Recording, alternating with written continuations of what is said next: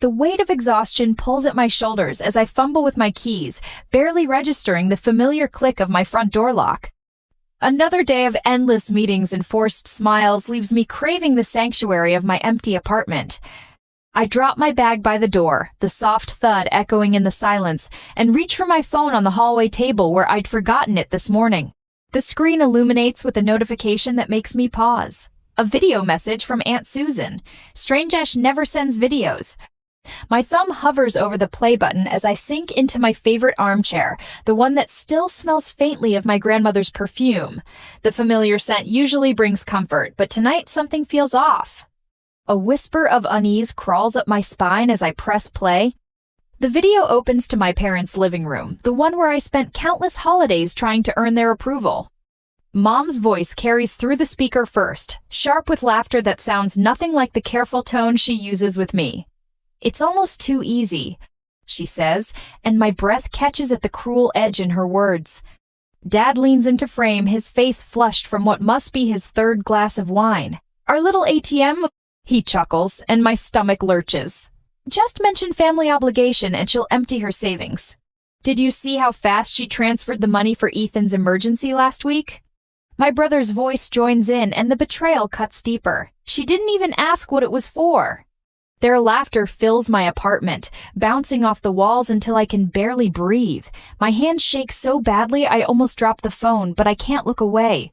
Every word they speak hammers another crack into the foundation of what I thought was truth.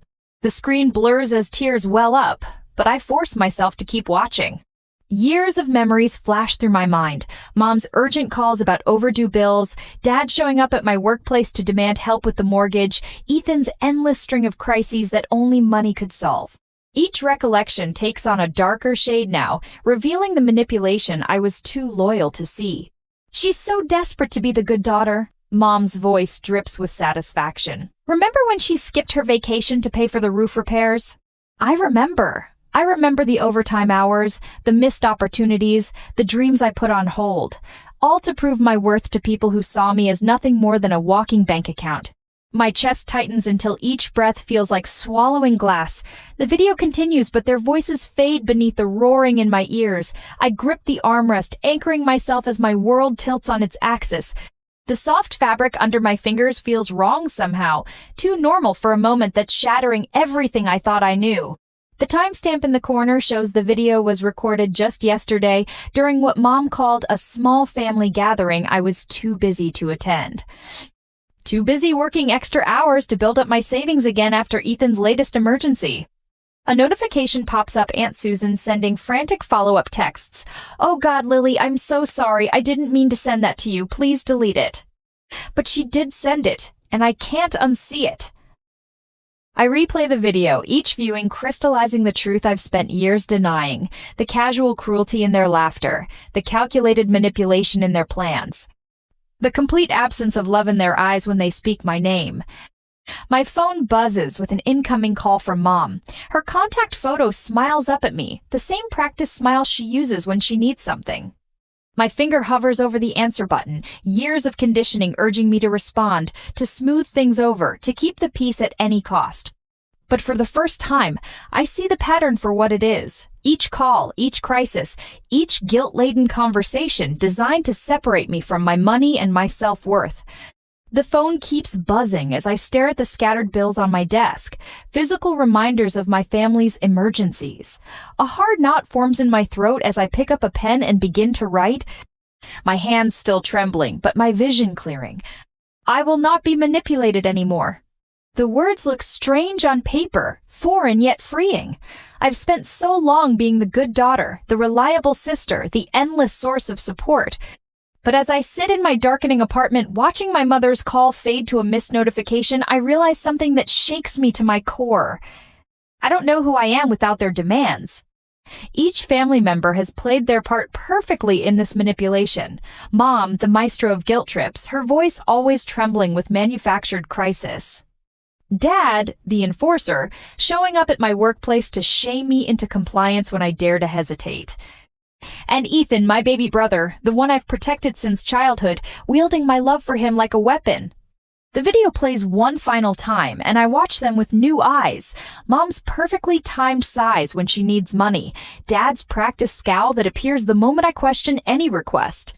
Ethan's wounded looks that make me feel like I'm abandoning him if I say no. They've crafted their roles in this performance with devastating precision. My phone lights up again, Ethan this time. The text preview shows just enough. Sis, I really need your help with.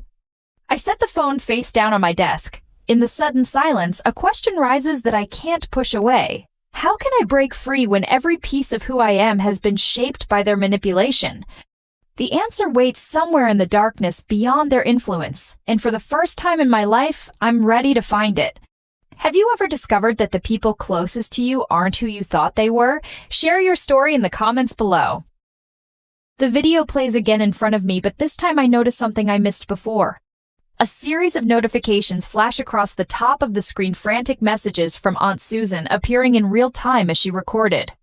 Karen, are you sure about this? What if she finds out? We should delete this. My hands steady on the phone as the reality crystallizes.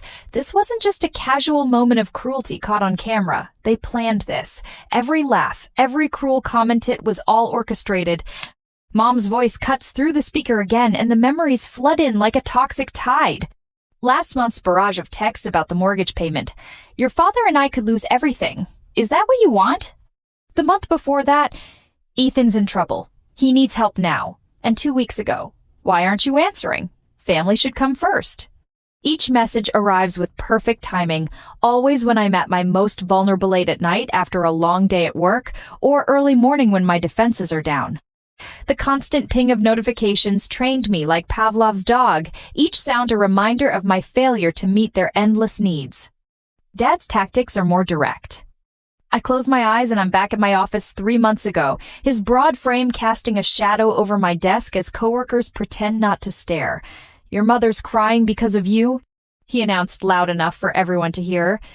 Is this job more important than your family? The memory makes my chest tight. I'd transferred the money right there, fingers trembling on the keyboard just to make him leave, just like I always do. Ethan's voice drifts from the phone now, his familiar laugh twisting into something ugly. Watch this, sis. I really need your help. It's an emergency. Works every time. My brother. My baby brother, who I've protected since he was small enough to hide behind me during thunderstorms. The last time he called with an emergency, I canceled my vacation plans to help him. The time before that, I dipped into my retirement savings. Each crisis manufactured, each desperate plea a performance designed to separate me from my money and my self-worth. A text from Jessica lights up my screen, breaking through the spiral of memories. Hey, you've seemed off lately. Want to grab coffee? Jessica, who noticed something was wrong weeks ago, who gently suggested I talk to her mentor Michael about setting boundaries. I dismissed her concerns then, defending my family's honor like a good daughter should. My fingers hover over the keyboard before I type, "Are you free now?" Her response comes quickly. "Always for you? Usual spot?" I need this someone outside the toxic bubble of my family's influence, someone who won't demand anything except honesty. The phone rings, Mom's name flashing on the screen. Her voice comes through sharp and cold.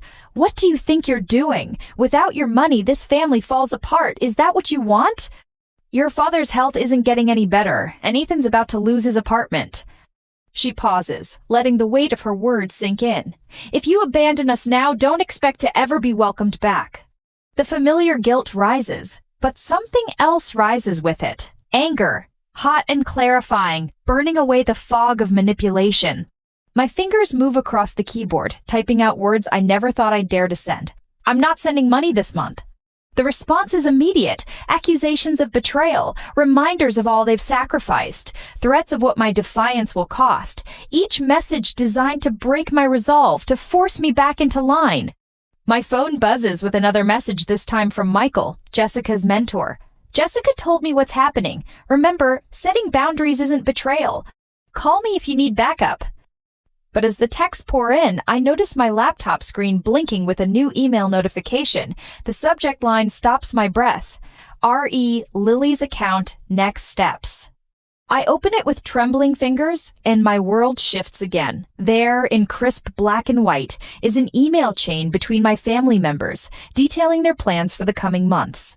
Each crisis scheduled and scripted, each guilt trip carefully crafted to maximize impact. They've been coordinating their attacks, timing their demands to ensure I never have a chance to build my savings or question their motives. The evidence of their calculations sears itself into my mind. This isn't just about money anymore. This is about power, control, the systematic destruction of my independence disguised as family obligation. Mom's contact photo flashes on my phone again, her practiced smile now a grotesque reminder of every lie she's ever told me. But for the first time, I let it ring unanswered, my eyes fixed on the email that changes everything. What hidden truths do you think lie beneath a toxic family's facade? Comment below with your theories. My shoulders tense as Karen's voice cuts through the bustling office, sharp and precise as a surgeon's blade. How dare you ignore my calls? The words slice across the marketing department's open floor plan, drawing curious glances from my colleagues. I grip my coffee mug tighter, willing my hands not to shake. Mom, I'm at work. The words come out steadier than I feel. Behind me, I hear Sarah from accounting pause her typing. Oh, so now you're too important to help your family? Karen's laugh crackles through the speakerphone, the same calculated laugh I heard in that video. What happened to being grateful for everything we've done for you? Heat creeps up my neck as I notice Tom, my supervisor, emerging from his office. His eyebrows rise at the commotion. I fumble to switch off the speaker, but Karen's voice has already achieved its intended effect. The damage is done. Later that evening, at Bellini's restaurant where the families gathered for Uncle Mike's birthday, I slide into a corner booth hoping to stay invisible. But Richard's voice carries across the white tablecloths and wine glasses, loud enough to ensure everyone hears. Some people, he announces to the table of relatives, swirling his third glass of Cabernet, think they're too good for family once they get a fancy office job. His eyes fix on me, lips curling into a smirk. Isn't that right, Lily? The fresh bruise to my reputation stings, but something else rises in my chest, a familiar pressure building like steam in a kettle. I watch him take another self-satisfied sip, and suddenly I'm tired. Tired of being the punching bag. Tired of measuring my worth in dollars withdrawn. I set down my fork, the clatter against fine china drawing attention. Actually, Dad, I think it's more that some people view family as an ATM rather than actual relatives. The words surprise even me with their clarity. Richard chokes mid-sip. Aunt Susan's eyes widen. She knows exactly what I'm referring to. The video she accidentally sent still burns in my phone. A digital smoking gun. That night in my apartment, I stand before the bathroom mirror. The woman staring back looks different somehow, shoulders straighter, jaw set with newfound determination. I think of Karen's performance at my office, of Richard's theatrical dismantling of my character at dinner. Each attempt to shame me has only crystallized something I've been afraid to admit. Their power over me exists only because I've allowed it. My phone buzzes on the counter, another text from Ethan. Hey sis, hate to ask, but I'm in a really tight spot. I let it sit unanswered, focusing instead on my reflection. The constant pressure of their demands has shaped me like water shapes rock, wearing away at my edges until I fit the mold they created. But erosion can be stopped. Damage can be reinforced. I grab my laptop and open a new document. My fingers hover over the keys for a moment before I begin typing. Documentation of financial exploitation. The title stares back at me, both terrifying and liberating. I begin listing every emergency payment, every guilt-laden transfer, every manipulation disguised as family obligation. The numbers add up far too quickly. Years of helping out with mortgages, car payments, and Ethan's endless crises scroll down my screen. Each entry reinforces my resolve. This isn't help anymore. It's systematic exploitation. A new text lights up my phone. Jessica, this time. Coffee tomorrow? Been worried about you. Jessica, who's watched this pattern play out for years. Jessica, who's never asked me for a dime. I text back a quick, yes, something warming in my chest that feels like hope. The next morning, the familiar scent of coffee and pastries at the daily grind wraps around me like a comfortable sweater. Jessica slides into the seat across from me, and I notice Michael, my old mentor from grad school, approaching with 3 steaming mugs.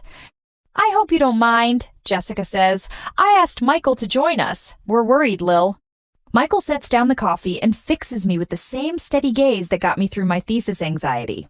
Your father came by my office yesterday, he says quietly, making some interesting claims about your mental state. The old Lily would have crumbled at this news, but I think of the documentation waiting on my laptop, of Karen's public performance, of Richard's wine-soaked accusations. I wrap my hands around the warm mug, drawing strength from its solidity. They're escalating, I say, surprised by the clinical tone in my voice, because they're losing control. Jessica reaches across the table, squeezing my hand. You don't have to go through this alone. Michael nods, pulling out a business card. I have a friend who specializes in financial abuse cases, just to understand your options. I take the card, its edges sharp and clean against my fingers. In its blank white surface, I see possibilities I've never allowed myself to consider. The pressure in my chest transforms into something else, not quite peace, not quite triumph, but perhaps the first real breath I've taken in years. Just remember, Ethan's voice cuts through the weekend quiet of Thompson Park. Everything our parents did was for you, Lily. The music lessons, the college tours. He gestures broadly to our gathered friends at the community barbecue, his voice carrying across the lawn. While I had to figure everything out myself, I watch the faces of our childhood friends shift uncomfortably. This is classic Ethan turning every gathering into a performance of his victimhood. Tell them about the car they bought you, he continues, voice dripping with mock sweetness, while I had to take the bus. The car they convinced me to co-sign for, I correct quietly. The one I'm still paying off 5 years later. His face reddens. There you go again, twisting everything. You know what your problem is, Lily? You're selfish. You've always been selfish. Something inside me snaps. Years of swallowed responses rise to the surface. Selfish? My voice carries across the stunned silence. Was it selfish when I drained my savings for your business venture? Or when I worked double shifts to cover Mom's mortgage? Each word feels like breaking free from invisible chains. Tell them about the video, Ethan, the one where you all laughed about your little ATM. He pales, mouth opening and closing like a fish. Around us, the murmurs begin. Later that night, I sit cross-legged on my bedroom floor, surrounded by old photo albums. Each smiling family photo now tells a different story. The Christmas I couldn't afford a vacation because of Dad's emergency.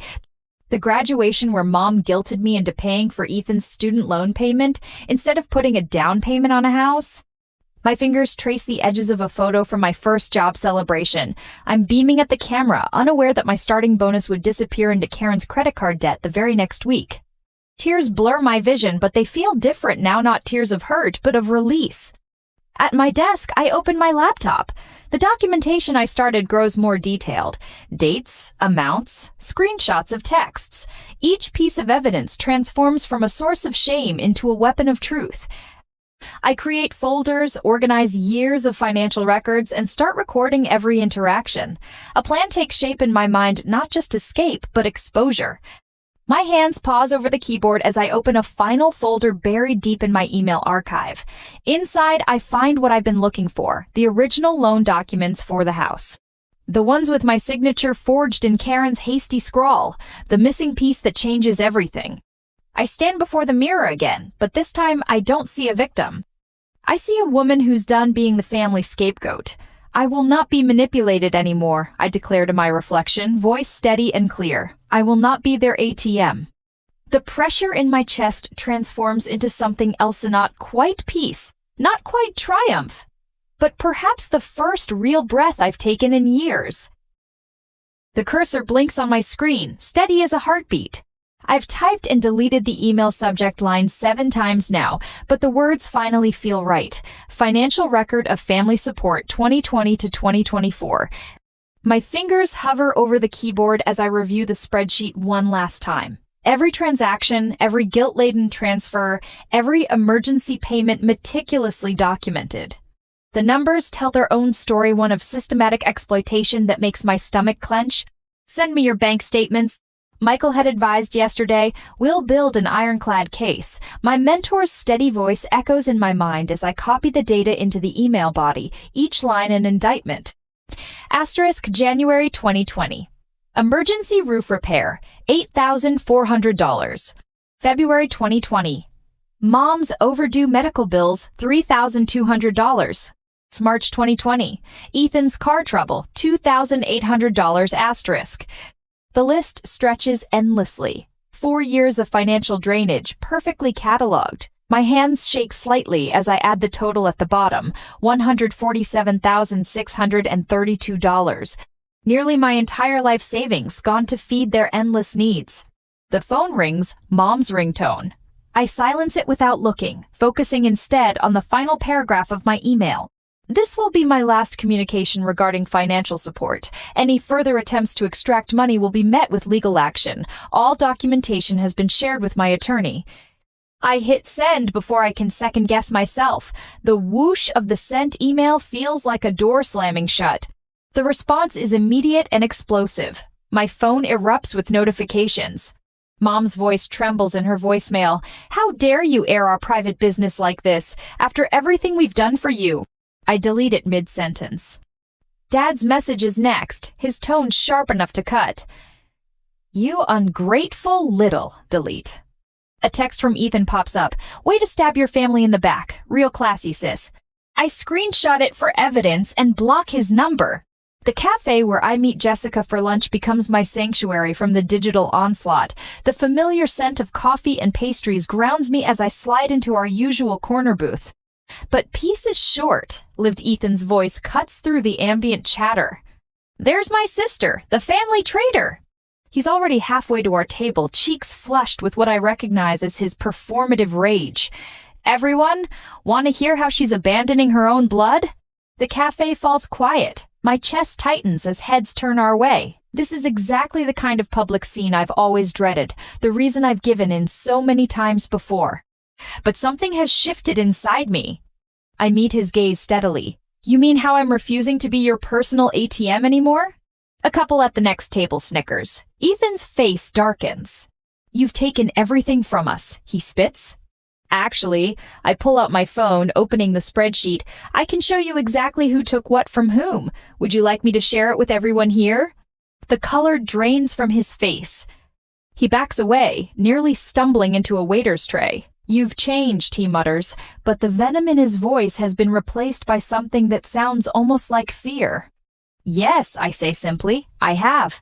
Later that evening, in the community hall I've rented for this purpose, I stand before my extended family with a projector remote in my hand. The screen behind me displays the first of many damning pieces of evidence. See screenshots, bank statements, recorded conversations, all meticulously organized. I've called this meeting, my voice carries clearly through the stunned silence, to ensure complete transparency about our family's financial situation. Click. Mom's frantic text messages about fictional emergencies fill the screen. Click. Dad's threatening emails demanding more money. Click. Ethan's manipulative pleas for just one more loan. Aunt Susan's hand flies to her mouth. Uncle Jim stares at his shoes. Cousin Rachel whispers something to her husband that makes him shake his head in disgust. As I continue my presentation, I watch the family's carefully constructed facade crumble. With each new revelation, their web of lies unravels further. The power they've held over me for so long dissolves in the harsh light of truth. My phone buzzes with a notification. Jessica has posted our cafe confrontation online, accompanied by a fierce defense of my actions. Michael's response appears moments later, sharing my documented evidence with his considerable professional network. Other supporters join in, their voices creating a shield wall of solidarity around me. The mighty Karen and Richard, my manipulative parents, sit frozen in their chairs, their usual arsenal of guilt and threats rendered useless by the public exposure. Ethan, my once cocky brother, seems to shrink with each new piece of evidence. I end the presentation with a final screenshot, the video that started it all, where they laughed about exploiting my generosity. The sound of their cruel laughter fills the room, but this time it doesn't wound me. Instead, it feels like the final nail in the coffin of their control. As the crowd disperses, I catch a glimpse of something I never expected. Ethan, alone in the corner, his shoulders slumped as he stares at his phone. For a moment, the arrogant mask slips, revealing something that looks almost like regret. He quickly looks away when he notices me watching. Through the thin walls of the hall, I overhear Aunt Susan's voice, thick with emotion as she speaks into her phone. I can't believe what we've done to her. All these years. She trails off, and I recognize the sound of someone grappling with their own complicity. Back in my apartment, I spread the evidence across my desk: bank statements, screenshots, recorded calls. My laptop screen glows with social media reactions, each supportive comment another brick in the wall between me and my family's manipulation. I open a fresh document and begin typing. Legal action preparation, phase 1.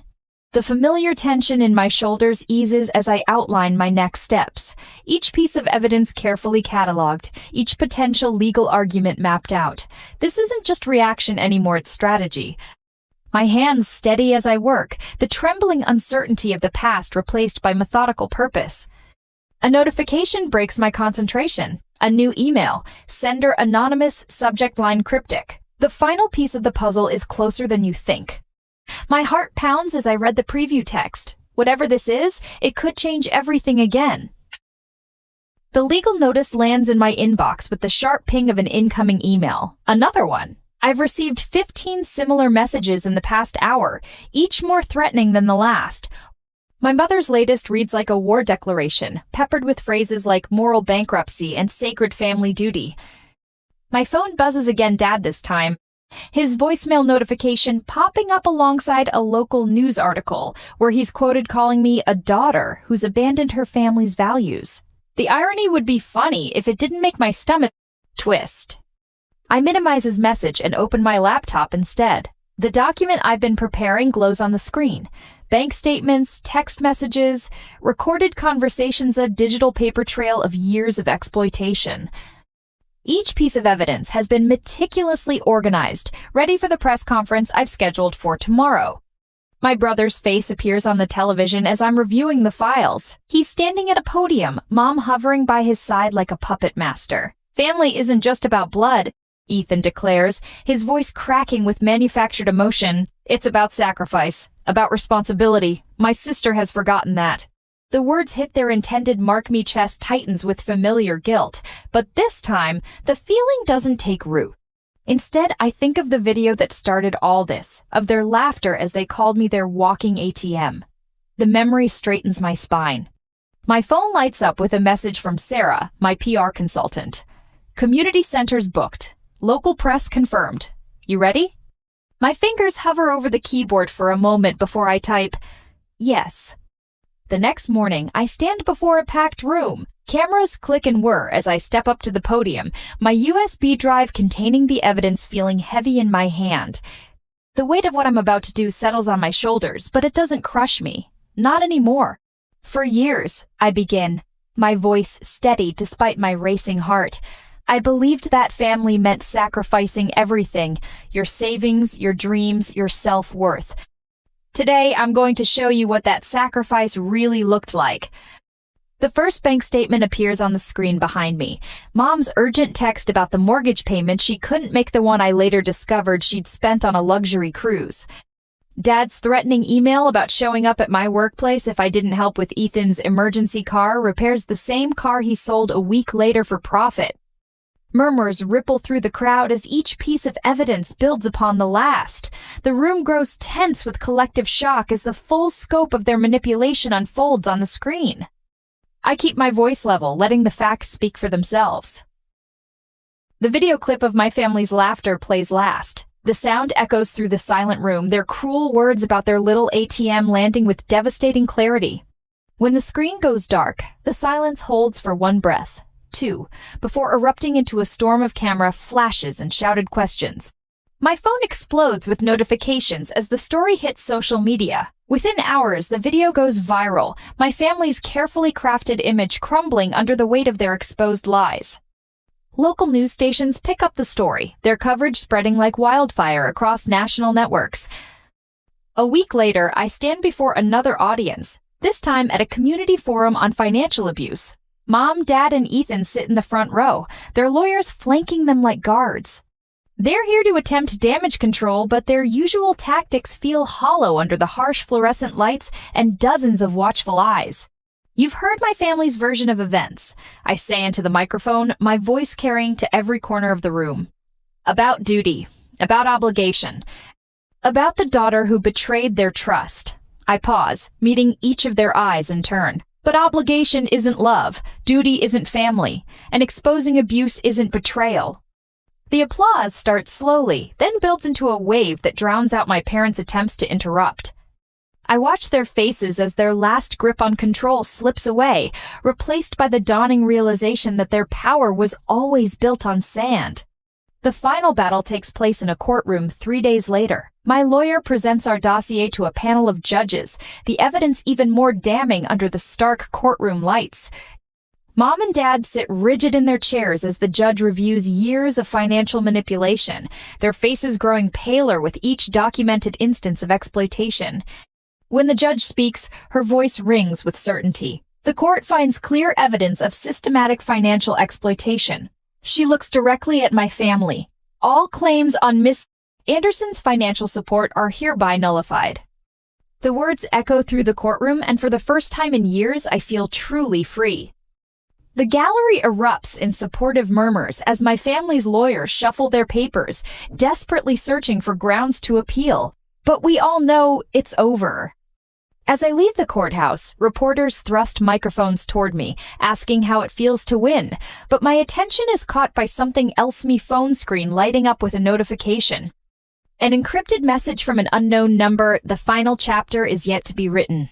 I tuck the phone away, feeling the weight of unfinished business settle alongside my victory. The truth has been told, justice has been served, but something tells me this story isn't over yet. Have you ever wondered if true revenge brings freedom or if it just creates new battles to fight? Let me know your thoughts in the comments below. Morning light streams through floor-to-ceiling windows, casting long shadows across my newly renovated downtown Seattle apartment. The space feels different now, lighter somehow, as if the fresh paint and rearranged furniture have scrubbed away the lingering darkness of the past year. I arrange a silver frame on my desk, smiling at the photo of Jessica and me at last month's charity run. Next to it, I place the certificate from my self-empowerment workshop and a handwritten note from Michael that simply reads, "You've got this." Such simple words, but they mean everything now. My laptop screen glows with my updated 5-year plan. The goals I've set feel ambitious but achievable, expanding my marketing consultancy, leading workshops for others, breaking free from financial abuse, maybe even writing a book someday. Each milestone represents another step away from the person I used to be, the family ATM, the perpetual caregiver, the woman who measured her worth in sacrifices. The local cafe where I now sit with Jessica bears little resemblance to the place where I once huddled in corners, answering Karen's frantic calls about imaginary emergencies. The afternoon sun warms the wooden table between us as Jessica describes her latest project challenges. The client keeps moving the deadline, she says, frustration evident in her voice. I take a thoughtful sip of my tea, considering her words. Have you discussed implementing a change order process? It could help manage scope creep. The confidence in my voice surprises me, not because the advice isn't sound, but because I remember a time when I wouldn't have trusted my own judgment enough to offer it. The community center's meeting room feels intimate with its warm lighting and circle of chairs. 10 faces turn toward me as I share my story, each person carrying their own burden of toxic family dynamics. My voice remains steady as I describe the video that changed everything, the subsequent battles, and the freedom I found in finally saying, no. Recovery isn't linear, I explain, catching Michael's encouraging nod from the doorway. Some days you'll want to give in, to believe their promises of change. But healing begins when you realize that protecting yourself isn't selfish, it's necessary. The rain creates a gentle backdrop as I notice Hera woman standing outside the library, shoulders hunched, phone clutched in trembling hands. I recognize that posture, that look of desperate resignation. I'd worn it myself countless times. Are you okay? I ask softly, approaching with careful steps. Her name is Maria, and her story tumbles out between sobs, a familiar tale of family members who view love as a transaction, of guilt used as currency, of dreams postponed for others' emergencies. We find shelter under a nearby park pavilion, and I share my own journey, watching hope slowly replace despair in her eyes. The first step, I tell her, is believing you deserve better. Dawn breaks over Puget Sound, painting the water in shades of gold and promise. From my balcony, I watch seabirds wheel against the brightening sky, their freedom a reflection of my own. A text notification breaks the morning silence. Ethan, probably with another crisis, another demand. I don't open it. Instead, I think about the woman I've become, the one who helps others find their voice, who knows her worth isn't measured in dollars given or sacrifices made. The one who finally understands that real love doesn't demand your self-destruction.